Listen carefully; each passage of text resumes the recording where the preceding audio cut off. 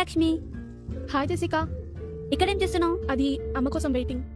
అవునా, రేపు సండే కదా, స్కూల్కి హాలిడే కదా, ప్రోగ్రామ్ ఏంటి? ఇంకా ఏం ఆలోచించలేదు. అవునా, అయితే రేపు నాతో పాటు చర్చికి వస్తావా? చర్చా?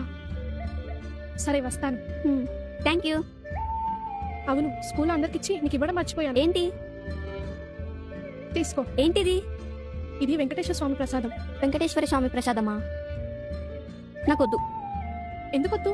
మేము దేవుడిని నమ్ముకున్నాం. ఇది కూడా దేవుడి ప్రసాదమే. అయినా వద్దు, ఆయన దేవుడు కాదు, సైతాన్. నేను నీ మీద ఉన్న గౌరవంతో రేపు చర్చికి రావడానికి సిద్ధపడ్డాను. కానీ జస్ట్ మా దేవుడి ప్రసాదం తినమంటే దేవుడు కాదు సైతాన్ అంటున్నావు. అంటే మీకు టేక్ రెస్పెక్టే కానీ గివ్ రెస్పెక్ట్ లేదా? నీతో పాటు మీ చర్చికి రావాలి, కానీ నాతో పాటు గుడికి రావు. కనీసం మా ప్రసాదం కూడా తినవు.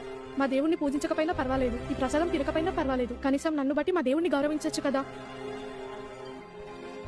దీనినే పరమత సహనం అంటారు. అది నీకు లేదు.